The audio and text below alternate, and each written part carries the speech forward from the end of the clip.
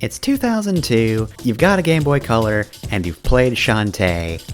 You might be asking yourself in this time period, well dang, I like that game, but when's the next one? Well, if you weren't familiar with Way Forward, you might have been disappointed for the next several years. I didn't get much into Way Forward when I did the LP of Shantae, and especially since I didn't have a standalone intro for that one. But Way Forward is a company that has always had at least a decent focus on licensed video games, many of which were on the handheld. Some of which might also surprise you. I mean, I played Lights Camera Pants back in the day, and that's apparently Way Forward. Surprise! This would continue until 2009.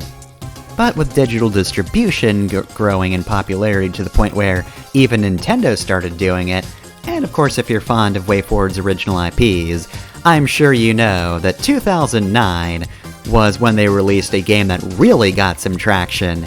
That's right, Lit. No, it's not Lit, unfortunately. If I remember correctly, I've seen Lit and it does actually look pretty neat, but no, it's not Lit, it's Mighty Flip Champs. So yeah, remember DSiWare? The Nintendo DSi was kind of just that weird middle between the many iterations of the standard DS and the 3DS. There was very little that was exclusive to the DSi over the regular DS outside of the shop, and in addition it was also region-locked and did not have a Game Boy Advance slot, so yeah. The 3DS was a bit more of a leap and bound than the DSi was. But nonetheless, it's not like the DSi was a total failure, and in fact, DSiWare was popular enough to let Way Forward spawn its own IP. Again, going back to Mighty Flip Champs. Yeah, there are a bunch more games in the Mighty Flip series. If you don't know Shantae, you might know that one. It is pretty beloved. Look, personally, I don't know any of the games myself. I just know that I really like the song Rescue Girl. That's all I know from that series, I'm sorry. But that leads up to 2010. 8 years after the release of the original Shantae came Shantae, Risky's Revenge. If you're a fan of the more modern Shantae games like Half Genie Hero, and weren't a fan of the original, then Risky's Revenge might not be enough of a step up. But honestly, if you did like the original game, and I think especially back in 2010, if you were a fan, it would have just been really cool to see a sequel to Shantae. You get to go back to the world, you get to see updated versions of the art style, and hear new versions of the classic tracks, and, you know, new songs as well. It's not all remixes, but yeah. That, I think, is important to acknowledge, is just the time period between these games. Shantae was very much a cult classic back in the day, but nonetheless, it was probably really cool to see the sequel. I was not as into the Shantae games back when they actually came out, but even I was like, oh hey, that's that one Game Boy Color game. That's pretty cool. It's pretty cool that that got a sequel. And it is thanks to the DSi that came about, so thank you, DSi. You weird middle child. Look, I like the Wii U, so I'm not gonna completely disparage the odd, what is essentially a prototype for the next console. I pity you, DSi. I thought you were pretty neat. So anyway, now that we're done talking about the DSi, let's throw that in the trash, because this is the director's cut. The director's cut, of course, is on a number of consoles, so the game doesn't have to be doomed to die on the DSi. It also features a few tweaks, nothing exactly to write home about, and I'll mention them in the LP proper, but the main advantage is just getting it off of the DSi, which I don't know how many of us know where our DSi's are. I mean, I never sold mine, so it's around somewhere. I know I have it, but that shop is long dead, and I couldn't get the game anyway. And even if I did, it'd be way more convenient to get it on any other console, including the Switch. If you still want it on a Nintendo console, it's right there for you. But that's about, almost 17 minutes of preamble from me. Boy, I can't wait until I whittle this down into something actually listenable.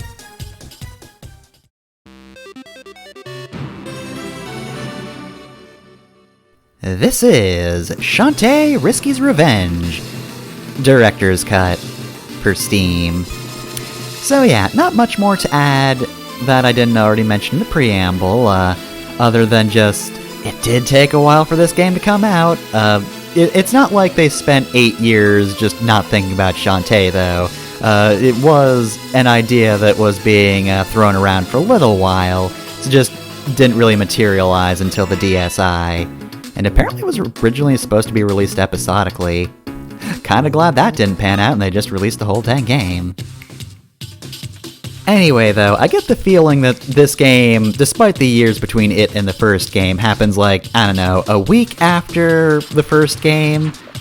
Because apparently, Shantae's just been very busy, and for some amount of time, she's been constantly attacked by monsters, so I hope it's only been like a week max, otherwise, dang, Shantae's been going at it for a while. So, we have an intro fight where we just kill normal enemies. The battle system isn't like hugely dynamic, like compared to the first game or anything. This isn't a Platinum Games game out of nowhere. There is one new addition to Shantae's moveset, though, the default one, and that's the backdash, which you can press the left trigger to get that by default. And I'll admit, I do love this new gameplay mechanic. I liked it in Castlevania, and I like it here. Again, still very basic, so I guess it was good that we were given a tutorial and a chance to warm up, but that's really the only thing they added in particular, for now at least. But with that done, Shantae is free to just roam around for a bit, and hey, here's Bolo. How's it going?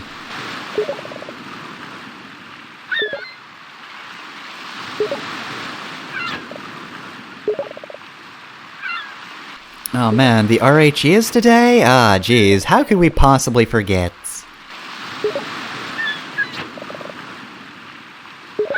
Oh no, not her egg.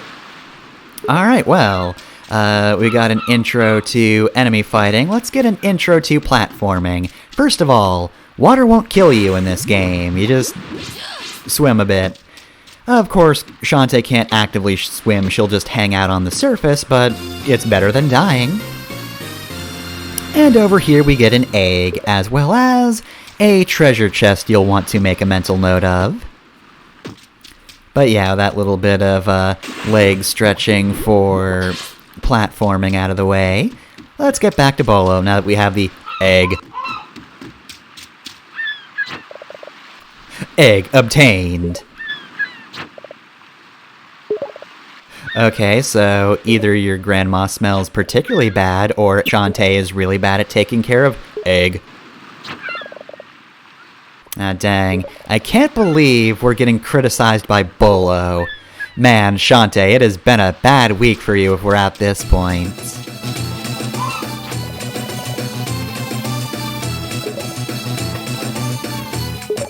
Alright, oh yes, and by default, I believe the B button is talk?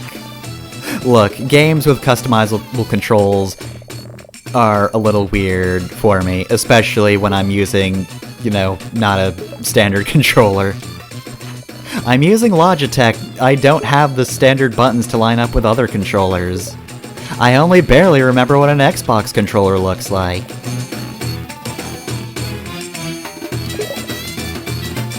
Apparently Shantae hasn't gone to the stage in a while.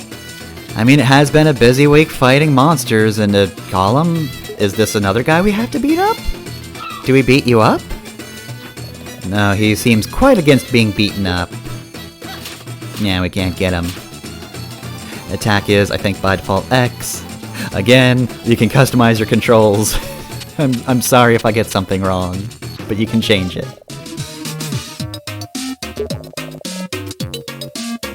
Alright, so apparently Mimic's Expo is just him hanging out and telling old man stories.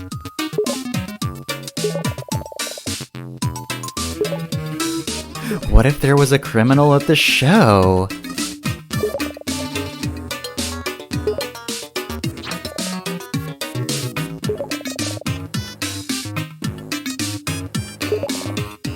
Well, I mean, at least your birds will live a happy life not fighting in a war. Alright, egg, here you go. I hope you don't mind the smell.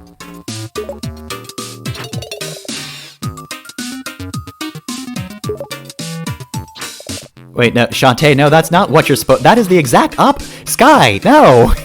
That's the exact opposite of what you want from an egg! What are you talking about? Oh god, why did we have to come back in on the- Oh god, nope, I hate this. Let's talk about the gross egg again. Can we keep talking about Shantae's terrible egg-sitting tendencies? Of just leaving it near a cliff? Oh, let's not talk about that, please.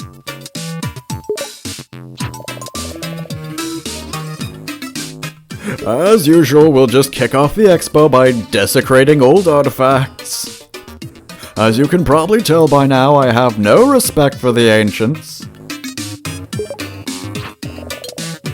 I do like that there's no, like, asterisk next to, like, the sounds or whatever have you, so, like, murmur and clap, clap, clap.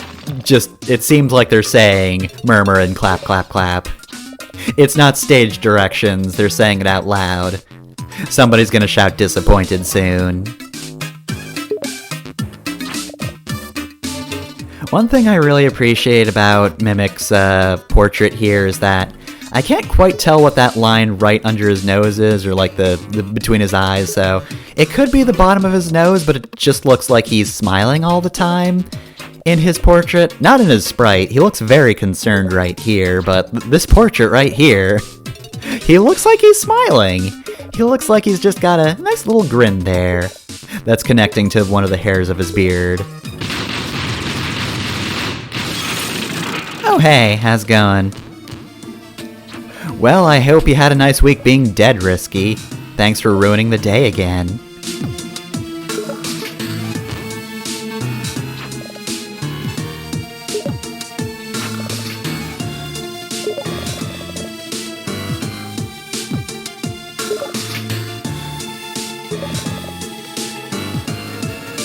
Sure? Does it? Okay, look, it's a worthless lamp, but I will kick your ass over it. I'm looking for an excuse.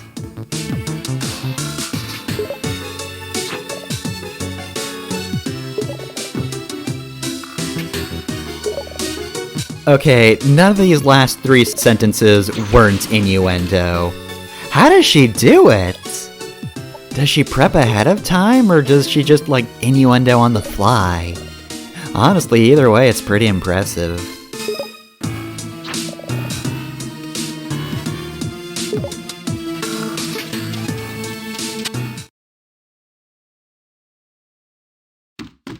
Alright, she didn't go back to my house, okay.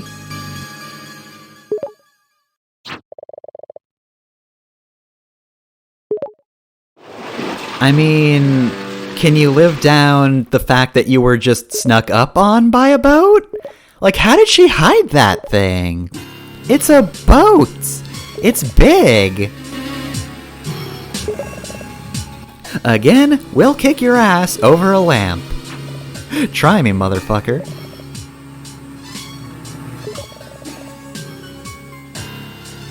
Alright, so once again, the first boss is a boat, but this time the boat's got legs!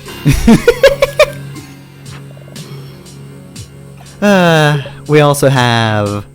Well, we got the Tinker Bats, but we have... referencing the game's title. Alright, good for you. We have... the boss theme returned from the first game. So, first boss is very simple. He'll open his mouth, try to drop an explosive barrel, and then you hit the explosive barrel and it hurts him. The boat will then go to the background and try to launch a few cannonballs, but they're very easy to avoid. Slow moving, sparse, you can handle it. For the second and third attacks, the boat will try to approach you, then drop the barrel. Same thing, you just have to spin out of the way. I will say, I do love Shantae's little pirouette that she does when she dodges. I like Shantae's new ability to dodge, both in function and in form. They're both pretty good. And speaking of form, and I don't know if I'd call it function, but I do appreciate that Risky Boots still does not give a fuck and it just hangs out on her ship like that or dangles over it. Her animation and sprites had a lot of personality in the first game, and translates pretty well to this game as well.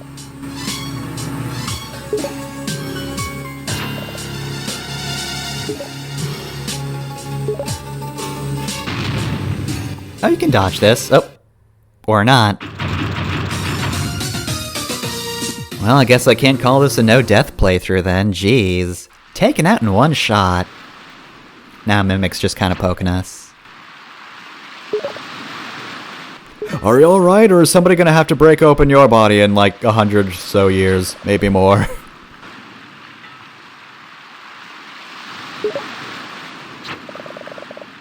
Okay, Mimic, why do you keep suggesting leaving the situation to my friends who are bad at everything? You should know Bolo can't do tit for tat. Don't rely on him.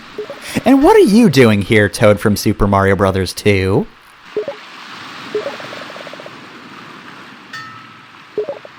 It's been like 5 minutes, jeez.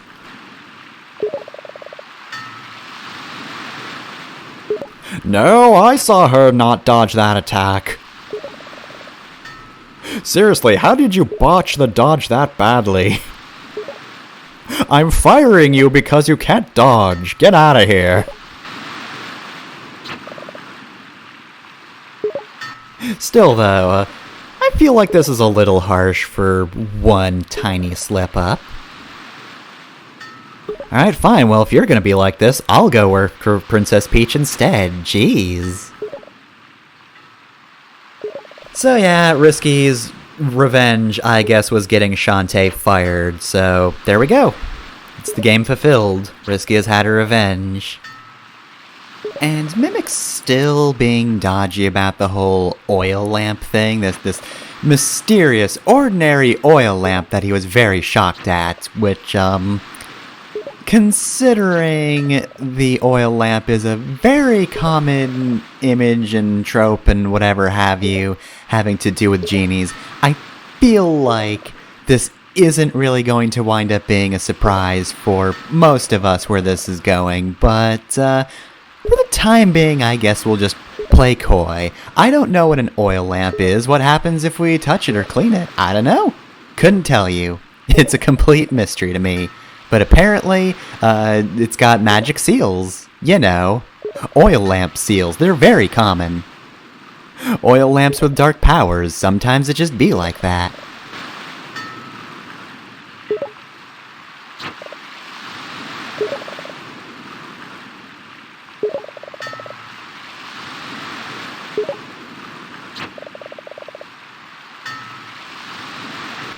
Yeah, that's probably true. She probably wouldn't care if it was just a normal oil lamp. Unless she really wanted oil.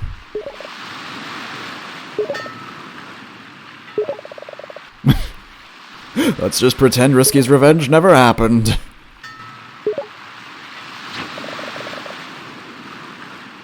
I mean, yeah, I guess it'd be good to save the town from evil, but we're not gonna get paid for it. That sucks. Can't believe we're gonna be doing pro bono world-saving work.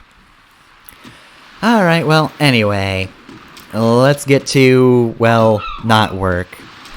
Let's get to adventuring. Free adventuring.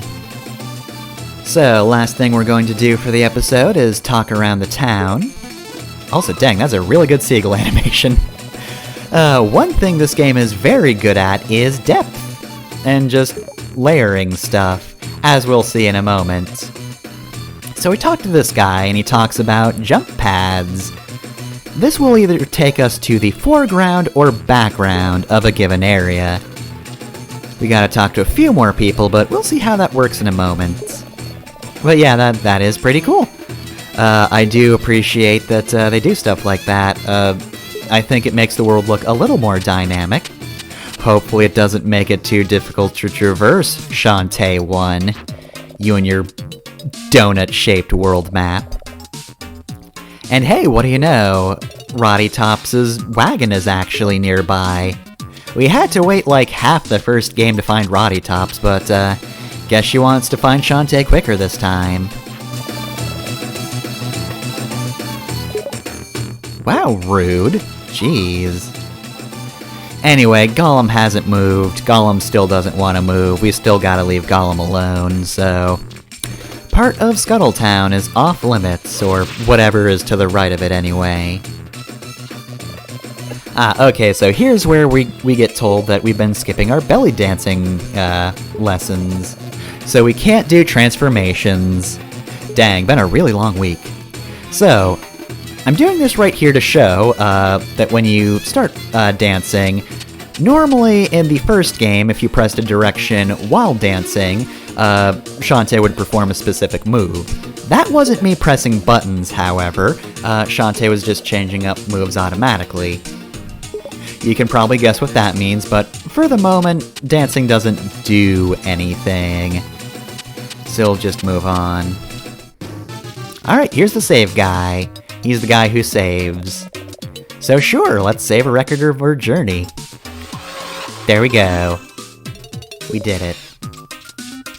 Once again, we'll be able to find him out and about on our journey, so it's not like you can only save in town or anything. Oh, and here's an intro to this. Most games would make it so that you had to run around by holding the attack button, including the first game. But in this game, yeah, no, you just run by default, and you only walk if you hold down the attack button. Alright, don't know where you're pointing to, because you're just doing your one animation, but okay. And good advice. A lot of the NPCs in this town will tell you which item you might want to buy first, and I'm here to say, yeah, it should probably be the map. I don't believe we need any particular item in particular for at least a little while. We're also going to learn about Magic Jam. That's a collectible that we definitely want to keep in mind. It's not something you eat, it's something you trade. But anyway, yeah, I guess if anything, I would suggest save scumming if you have enough gems.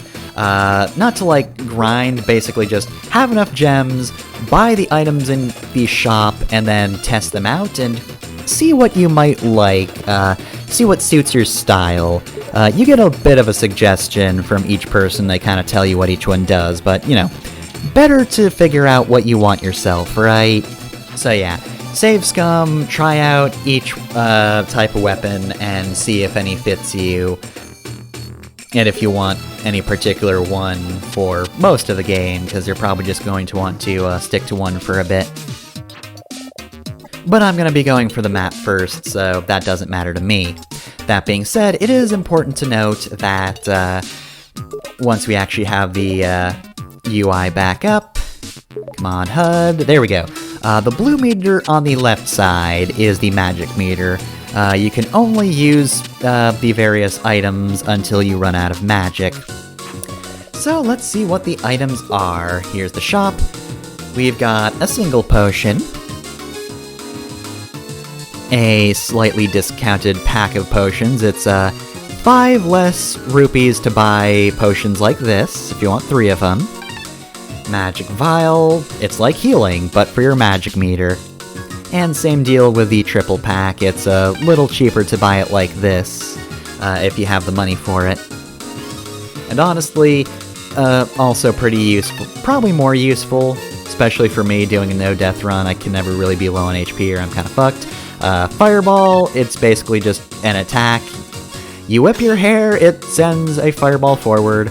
Pike ball is an option that defends you, and I do like the description there.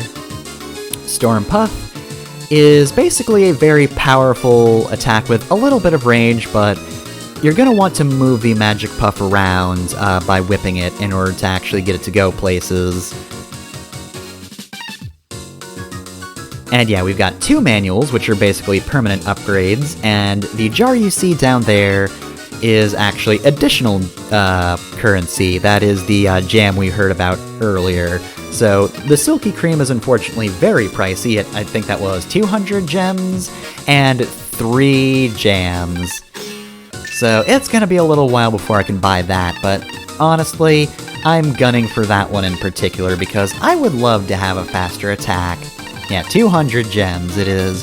Very expensive, though. If you save, it shouldn't take you too long.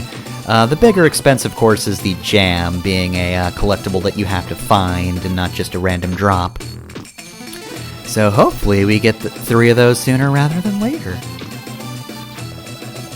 I just did, my dude. Oh, well, that sucks for you. I'm also mostly out of money. It's probably the best joke so far.